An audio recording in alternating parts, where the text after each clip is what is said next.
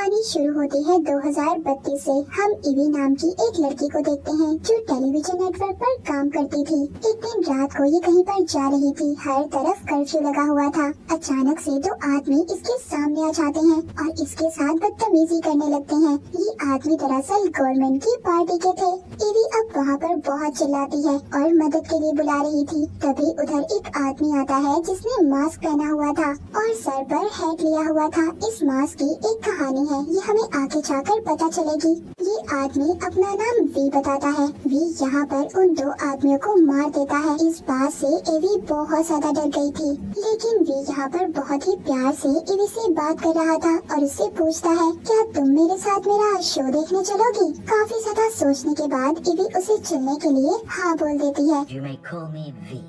और ये दोनों एक बिल्डिंग की छत पर आ जाते हैं। ईवी उसे देखकर कोई जादूगर समझ रही थी। उससे पूछती है, तुम्हारी जादू दिखाने वाली चीजें कहाँ पर है? जिस पर वो उससे कहता है कि मैं तुम्हें आज कुछ नया दिखाने वाला हूँ। तभी इनके सामने एक बिल्डिंग धमाके से उड़ जाती है और वहाँ से थोड़ी देर बाद आतिशबाजी होने लगती है। वी ये सब देखकर बहुत खुश हो रहा था, मगर ईवी ये सब देखकर डर जाती है और वहाँ से चली जाती है। अब ये खबर हर जगह पर फैल चुकी थी। सब लोग परेशान थे। गवर्नमेंट इस धमाके के बारे में जल्द से जल्द पता करने का कहती है। अब लोग इस बारे में ज्यादा परेशान ना हो तो इस बारे में गवर्नमेंट की तरफ से खबर दी जाती है कि वो बिल्डिंग बहुत पुरानी थी, इसीलिए हम लोगों ने धमाके से उड़ा दी। जब ये खबर टीवी पर दी जा रही थी तभी उधर न्यूज ऑफिस में वी आ जाता है, जिसने अपने साथ बम बांधा हुआ था। वो इस खबर को रोक देता है और खुद टीवी पर लाइव आ जाता है और सबको बताता है, जो धमाका हुआ इसमें मेरा हाथ था।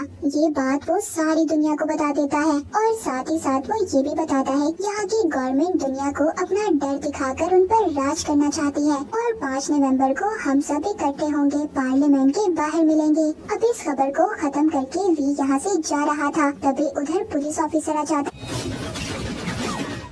जो उस पर गन कर लेता है और उसे रोक लेता है। तभी उधर ईवी भी पीछे से आकर उस पुलिस ऑफिसर पर स्प्रे कर देती है, जो कि मिर्ची स्प्रे था, मगर ऑफिसर उसको गन मारकर बेहोश कर देता है। ईवी ने यहाँ पर ऐसा इसलिए किया था क्योंकि एक बार वी ने भी उसकी मदद की थी। अब ईवी तो उधर बेहोश हो गई थी। ये सारा कुछ रिकॉर्ड हो गया था, इसीलिए वी उसको उठाकर अपने घर ले जाता है। अब कुछ रिकॉर्ड होने की वजह से अब पुलिस ईवी को भी ढूंढने लगती है। उनको लग रहा था कि ये भी वी के साथ मिली हुई है। उधर घर में जब ईवी को होश आता है तो वो वी के घर पर थी। तभी वो उससे पूछती है कि मैं कहाँ पर हूँ, जिस पर वो उसको बताता है कि ये मेरा घर है। तभी वो यहाँ से जाने लगती है। वो कहता है, रुको, अगर तुम गई तो पुलिस तुम्हें पकड़ लेगी, क्योंकि पुलिस को अब तुम पर भी शक है कि तुम मेरे साथ मिली हुई हो। जिसके बाद वी एक घर में जाता है, जहाँ पर जाकर पहले वो कमांडर को मारता है और फिर फादर को। उसने इन दोनों को क्यों मारा था ये हमें आगे जाकर पता चलेगा। उनको मारकर उनके पास एक गुलाब रख देता है। उधर ऑफिसर इन सब के बारे में पता करता है, मगर उसको कुछ नहीं मिलता। ऐसे ही बहुत दिन गुजर जाते हैं। ईवी अभी भी वी के घर पर ही रह रही थी। वो उसके साथ कभी कुछ गलत नहीं करता। वो उसके लिए खाना बनाता है, नाश्ता बनाता है और उसको काफी अच्छे तरीके से रख रहा था, मगर वो घर में भी मास्क पहनकर रहता था। बगैर डरे जो भी मुल्क के लिए कर रहा था, ईवी को उसका ये काम अच्छा लग रहा था। उसको भी इसकी तरह आजादी से जीना था, मगर जैसे वी यहाँ पर बड़े बड़े लोगों की जान ले रहा था, उन्हें मार रहा था, उसको बिल्कुल अच्छा नहीं लगता। वो वी के घर से भाग जाती है। अब ईवी भागकर अपने बॉस के घर आ जाती है, मगर वो डर रही थी। उसका बॉस कहता है, डरने की कोई बात नहीं। तभी वो उसको एक मशहूर पेंटिंग दिखाता है जो इसने चोरी की थी और साथ ही कुरान। हालांकि वो क्रिश्चियन था, मगर फिर भी उसके घर में कुरान था, जो इसके लिए बहुत ज्यादा खतरनाक साबित हो सकता था। दूसरी तरफ ऑफिसर अब एक लेडी डॉक्टर के पास आता है और उसको वही गुलाब दिखाता है जो वी लोगों को मारकर उनके पास छोड़ जाता था। डॉक्टर उस गुलाब को देखकर डर सी जाती है। ऐसा लग रहा था कि शायद ये गुलाब के बारे में जानती हो। अब जब वो रात को अपने घर पर थी और सोने लगती है, तभी उनके घर में वी आ जाता है। वो उसे देखकर कहती है, मैं समझ गई थी उस गुलाब को देखकर, सबके पीछे तुम्हारा हाथ है।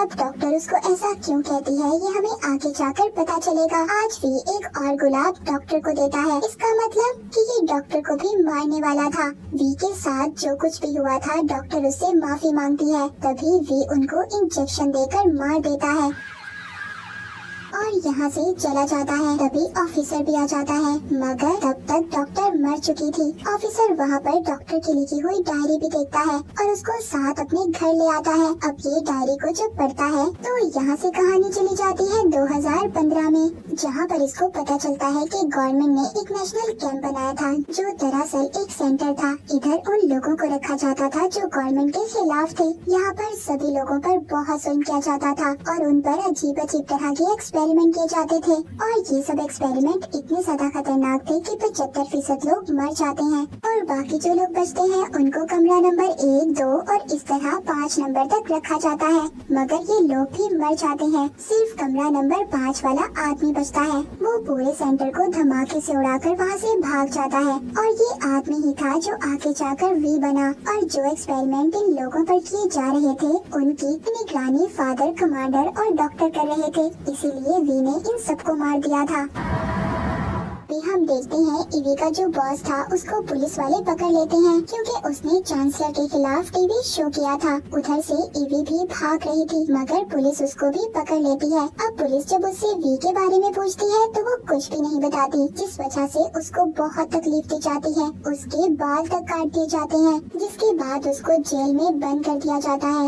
वहाँ पर उसको कागज पर कुछ लिखा हुआ मिलता है जिसमें एक लड़की के बारे में लिखा गया था जो गलत काम करती थी। इस वजह से उसको गवर्नमेंट ने सजा के लिए उसी जगह पर कैद कर दिया था जहाँ पर वी भी था। उस लड़की पर तरह तरह के एक्सपेरिमेंट किए गए जिस वजह से वो मर गई, मगर उसने हार कभी भी नहीं मानी। अब ये सब पढ़कर उसे भी हौसला मिलता है। उसके अंदर से डर बिल्कुल खत्म हो चुका था। तभी उधर आदमी आता है, कहता है ईवी तुम आजाद हो, तुम्हारे अंदर कोई डर नहीं है। इतना कहकर वो आदमी चला जाता है। अब ईवी यहाँ से आजाद होकर वी के घर पर चली जाती है जहाँ पर उसे पता चलता है जितनी भी उसे तकलीफ दी गई सब कुछ वी के कहने पर किया गया था।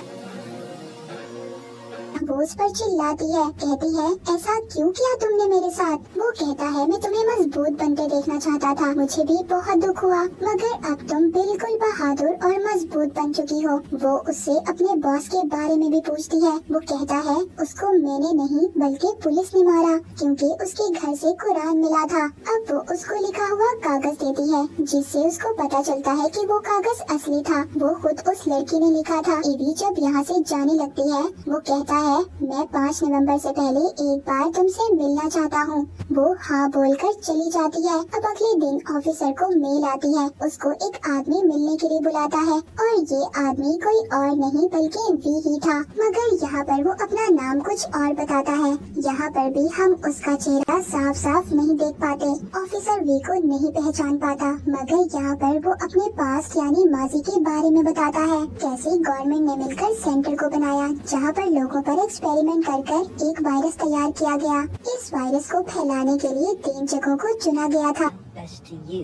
पहला स्कूल, दूसरा स्टेशन और तीसरा एक प्लांट था। इस वायरस के बाद एक हफ्ते में बहुत सारे लोग मारे गए, मगर हैरानी की बात ये थी कि जिन लोगों ने इस वायरस को फैलाया था उनके पास ही वायरस का तोड़ भी था, जिसकी वजह से ये मशहूर हो गए। कुछ बेगुनाह लोगों को पकड़कर सजा दी गई जो असली कसूरवार थे। तब तक उन्हें उनकी पोस्ट मिल चुकी थी। ये कहकर वो वहाँ से चला जाता है। अगले दिन ऑफिसर को कॉल आती है। उसको पता चलता है कि जो आदमी उसको रात मिला था उसने जो अपना नाम बताया था उस नाम का आदमी तो 20 साल पहले मर चुका था। अब ऑफिसर को कुछ समझ नहीं आती। 5 नवंबर भी करीब आ गई थी। उधर वे भी अपने जैसे मास सबको पहुंचा देता है और लोगों को इस गवर्नमेंट के खिलाफ भड़काता है। लोगों को ज्यादा गुस्सा तब आता है जब गवर्नमेंट का एक आदमी छोटी बच्ची को मार देता है जिसने वी का मास्क पहना हुआ था, और अब सभी लोग उस आदमी को भी मार देते हैं। अब 5 नवंबर की शाम ईवी वी से मिलने आती है। ये वी की गवर्नमेंट के खिलाफ आखिरी जंग थी। ये पार्लियामेंट की बिल्डिंग को उड़ाने वाला था। ये ईवी को बारूद से भरी हुई ट्रेन दिखाता है। वो ईवी को कहता है मेरे जाने के बाद मेरा सब कुछ तुम्हारा है। वो कहती है देखो ये सब छोड़ दो, हम यहाँ से कहीं दूर चले जाएंगे, मगर वो कहता है नहीं मुझे जाने दो। ये कहकर वो अंडरग्राउंड रास्ते से होकर चला जाता है। अब सभी लोग वी जैसा मास्क पहनकर सड़कों पर निकल आते हैं। जब गवर्नमेंट को पता चलता है तो वो पार्लियामेंट के बाहर काफी ज्यादा तादाद में आर्मी भी बुला लेते हैं।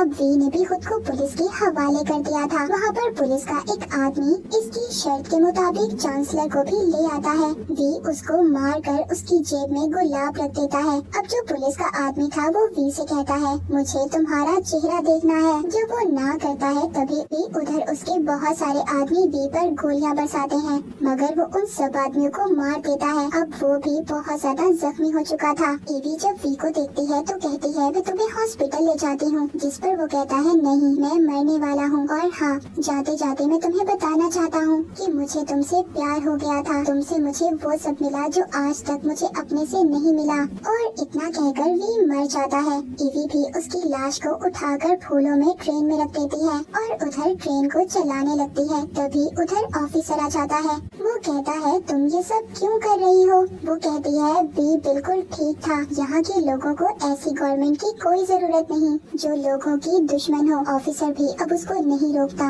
और वो ट्रेन को चला देती है। उधर लोग भी पार्लियामेंट तक पहुँच गए थे। आर्मी चांसलर के ऑर्डर का इंतजार कर रही थी, मगर वो तो मर चुका था। कुछ देर के बाद ट्रेन जो ईवी ने चलाई थी वो पार्लियामेंट तक पहुँच जाती है। उधर बहुत बड़ा धमाका हो जाता है और बाद में आतिशबाजी भी, मतलब यहाँ के लोगों के लिए नई सुबह। ऑफिसर ईवी से पूछता है कि वो मास्क वाला आदमी कौन था? कहती है मैं नहीं जानती, मगर हम सब में से ही था। और अब मैं आपको मास्क के बारे में बताती हूँ। आज से 500 साल पहले एक आदमी था।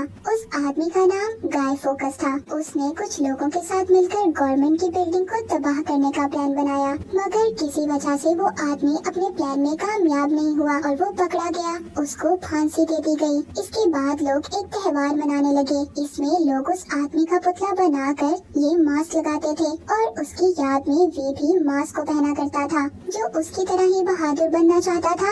और इसी के साथ ये मूवी यहीं पर खत्म हो जाती है।